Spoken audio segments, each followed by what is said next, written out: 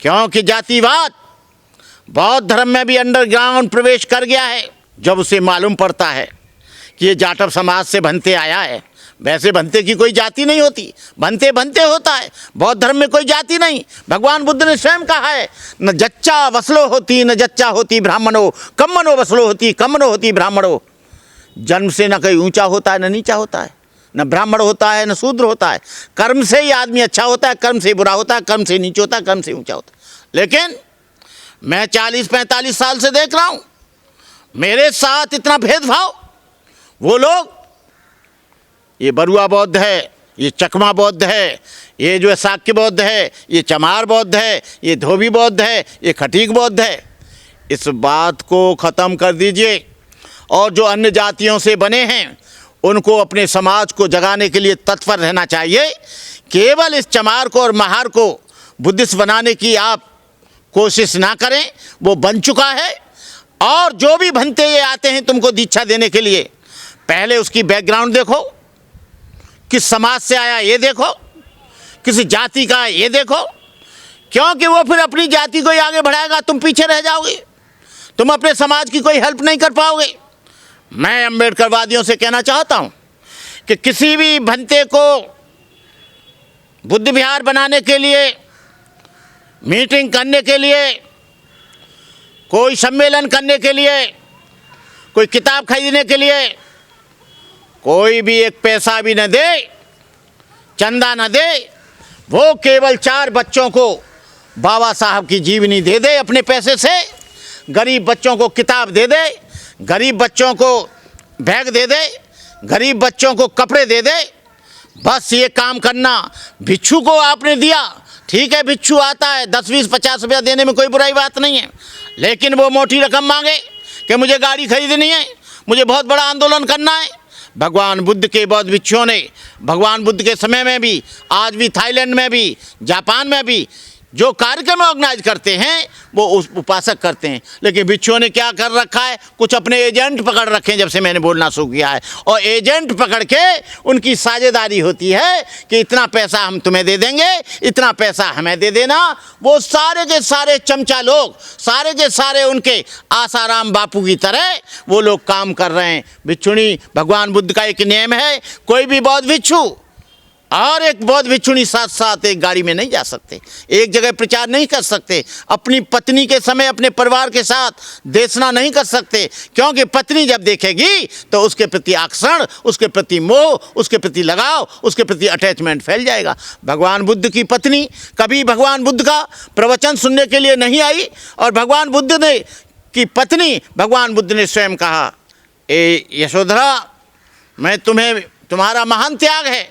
उन्होंने कभी अपनी मौसी को भी अपने साथ नहीं रखा, उन्होंने दीक्षा भी नहीं दी, आनंद से दीक्षा दिलाई, अपने बेटों को भी दीक्षा नहीं दी। लेकिन आज क्या है, अपनी पत्नी को दीक्षा दे रहे हैं, नाती को दे रहे हैं, पोते को दे रहे हैं, सारा पूरा परिवार बनते बना जा रहा है। क्योंकि एक झाड़ी बन जाती है, कम से कम 1-1 हज़ार रुपया 5 लोगों मिले तो 5,000 हो गए, झाड़ी बन गई। तो मैं अम्बेडकरवादियों और किसी से तो नहीं कहूँगा, न मैं बैकवर्ड से कहूँगा, न मैं ओबीसी से कहूँगा, न किसी और से कहूँगा, तुमसे ज़रूर कहूँगा कि अम्बेडकरवादियों, जो भी चमार कम्युनिटी के लोग हैं, जाटव कम्युनिटी के लोग हैं, और कुरील कम्युनिटी के लोग हैं, दोहरे कम्युनिटी के लोग हैं, मेघवाल हैं, भैरवा हैं, पूरे देश के लिए मेरा मैसेज है कि बौद्ध भिक्षु के बारे में उसकी बैकग्राउंड पूछो। चीवर पहन कर आ गया तो भगवान नहीं हो गया। चीवर की आड़ में ढेर सारे धंधे भी चल सकते हैं, ढेर सारा चंदा भी चल सकता है, ढेर सारे और भी प्रोग्राम हो सकते हैं। इसलिए आप लोग किसी भी भंते को रसीद लेकर आए, चंदा नहीं देना है। बुद्ध विहार बन रहा है, कमेटी बना रही है, तो आप सीमेंट दे दो, लोहा दे दो, बालू दे दो, कुछ और दे दो। लेकिन भिक्षु के हाथ में पैसा दिया तो वो लालची हो जाएगा, भिक्षु के हाथ में पैसा दिया लोभी हो जाएगा, भिक्षु के हाथ में पैसा दिया तो वो कोई भी गलत काम कर पाएगा। इसलिए मैं तमाम देश के लोगों से कहना चाहता हूँ, बहुत से लोग, भंते लोग पूरे देश में आयोजन कर रहे हैं, बड़े बड़े सम्मेलन कर रहे हैं, उसके पीछे सम्मेलन से कोई लेना देना नहीं है, उसके पीछे चंदा और धंधा, चंदा और धंधा। इस चंदे और धंधे के उसमें बौद्ध भिक्षु पूरे के पूरे, भगवान बुद्ध ने कहा चरत भिक्खवे चारकं भोजन हिताय भोजन सुखाय लोकानुकंपाय। ए भिक्षु, निरंतर चर्या करो, निरंतर धम्म उपदेश दो। उसके लिए ज़रूरत नहीं है बड़ा सम्मेलन किया जाए। आप जब स्वयं करोगे, लोग जागेंगे, लोग उठेंगे, लोग चलेंगे और लोग धम्म की तरफ आकर्षित होंगे। जब तुम्हारा शील अच्छा होगा, तुम्हारा सदाचार अच्छा होगा, तुम्हारी करुणा अच्छी होगी, तुम्हारी मुदिता अच्छी होगी, तुम्हारा अनुशासन अच्छा होगा, तुम्हारा सदाचरण अच्छा होगा, तुम्हारा चरित्र अच्छा होगा, लोग प्रभावित होंगे। बुद्ध से ऐसे प्रभावित नहीं हुए। बुद्ध ने बहुत बड़ा सील का पालन किया, इसलिए बुद्ध आज सारी दुनिया में फैल गए। आज लोग बौद्ध भिक्षु क्या कर रहे हैं? कोई पार्टी में जा रहा है, कोई समाजवादी पार्टी में जा रहा है, कोई टिकट मांग रहा है, कोई बीएसपी से टिकट मांग रहा है, कोई कांग्रेस से टिकट मांग रहा है। अरे भिक्षुओं का काम नहीं है, आप अपना धार्मिक काम करिए। आप यदि टिकट मांगेंगे तो आपसे ऊपर का राष्ट्रीय अध्यक्ष होगा, आप टिकट मांगेंगे और भी कोऑर्डिनेटर होंगे। इसलिए किसी के अंडर में न रहकर आपके दो आदर्श हैं, एक भगवान बुद्ध और एक बाबा साहब। जिसका गुरु अच्छा होगा उनके शिष्य भी अच्छे होंगे, जिस धर्म का विचार अच्छा होगा। बौद्ध धर्म भारत की धरती पर पैदा हुआ, लेकिन वो जापान चला गया, थाईलैंड चला गया, कोरिया चला गया, वियतनाम चला गया, ताइवान चला गया, तिब्बत चला गया, मलाया चला गया, जावा चला गया, श्रीलंका चला गया, पूरे देश के 28 कंट्रियों में चला गया। लेकिन वहाँ का सिस्टम, वहाँ का कस्टम, वहाँ का प्रबंधन एक अलग तरीके का है। जापान में, थाईलैंड में या बर्मा में, वहाँ पर जो दीक्षा दी जाती है, जवान बच्चे को दीक्षा दी जाती है। बाप अपने जवान बेटे को लेकर आता है, अपने पोते को लेकर आता है, फिर वो गुरु के संरक्षण में 10 साल रहता है। वो बहुत अध्ययन करता है, पारंगत होता है धर्म में पकता है, पूरा का पूरा विद्वता की चरम सीमा को करता है, तब उसको प्रचार प्रसार में उतार जाता है। भारत में क्या है? बुढ़ा हो गया बनते बनो, रिटायर हो गया बनते बनो, बीवी बच्चे नहीं पलते हैं बनते बनो, बीवी मार रही है बनते बनो, लड़के खाना नहीं दे रहे बनते बनो, टांग टूट गई बनते बनो। इसके लिए भगवान बुद्ध ने पूर्णतः मना किया है। यहाँ पर क्या है कि जो बौद्ध भिक्षु हैं जवान, उन्होंने धर्म को व्यापार बना दिया है। व्यापार बनाने का क्या है? वो बड़े बड़े आयोजन करेंगे, अपने चेलाओं को रसीदें देंगे, रसीदों से पैसा इकट्ठा करेंगे, बैंक में जमा कराएंगे, उससे अपना ऐशो आराम पूरे वर्ल्ड में घूमेंगे। और यही नहीं, वो अपनी बीवी को भी लेकर चलेंगे, अपने बच्चे को भी लेकर चलेंगे, अपने चेलाओं को भी लेकर चलेंगे। दूसरे बनते किस तरह के हैं? जैसे नादिया ले जाते थे ना पहले, वो बैल लेके भीख मांगते थे। आज गाड़ियों में चल के बौद्ध भिक्षु कोई संविधान ले जा रहा है, कोई बाबा साहब के वॉल्यूम ले जा रहा है, जबकि विनय पिटक में ये नियम है। भगवान बुद्ध की जो शिक्षा है, भगवान बुद्ध का जो बौद्ध भिक्षुओं के लिए विनय पिटक है, भिक्षुओं के 227 शील, भिक्षुणियों के 311, सामनेर के 10, अनागारिक के 8, उपासक के 5। लेकिन 227 से छोड़िए शीलों का, वो उसमें तो 7 शील पालन नहीं कर रहे हैं। और क्यों नहीं कर रहे हैं? लालच के कारण।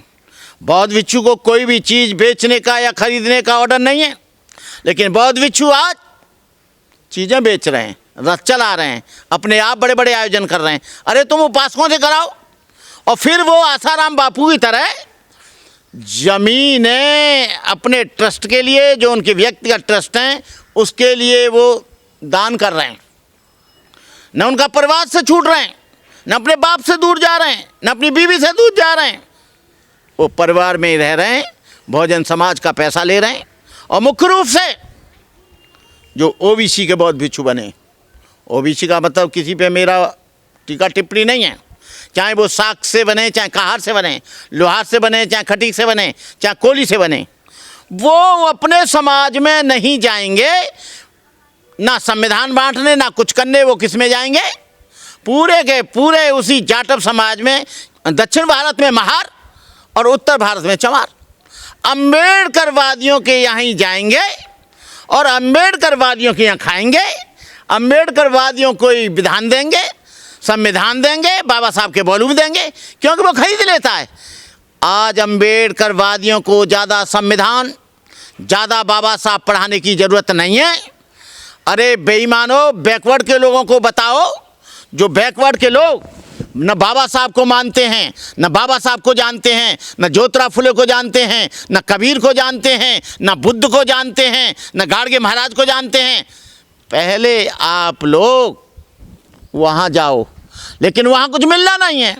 वहाँ सोफा सेट नहीं है, वहाँ खीर नहीं है, वहाँ पैसा नहीं है, ड्राई फ्रूट नहीं है, सुंदर घर नहीं है। तमाम देश के अम्बेडकरवादियों से कहना चाहूँगा कि जो भी ओबीसी का व्यक्ति आए और जो ज़्यादा अम्बेडकर की बात करता है और जय भीम करता है, वो संकिसा में जो मेला लगता है, जिस बाबा साहब डॉक्टर अम्बेडकर ने बौद्ध धर्म को पुनर्जीवित किया, यदि बाबा साहब अम्बेडकर न होते तो भारत में बौद्ध धर्म न फैलता। इसलिए पहले वो संकिसा में बाबा साहब का फ़ोटो रखवाएं, और बाबा साहब का वहाँ फ़ोटो नहीं रखा जाता है तो मैं तमाम अम्बेडकरवादियों से निवेदन करूँगा कि संकिसा के लिए कोई चंदा न दें, संकिसा के लिए कोई हेल्प ना करें, संकिसा के मेले में नहीं जाएं। तुम्हारे पास बहुत बड़ा मेला पूरे राष्ट्र का अम्बेडकर जयंती है, अम्बेडकर जयंती है, भगवान बुद्ध की जयंती है, गाडगे महाराज की जयंती है, ज्योतिराव फुले की जयंती है। आप लोग उसमें जाएं,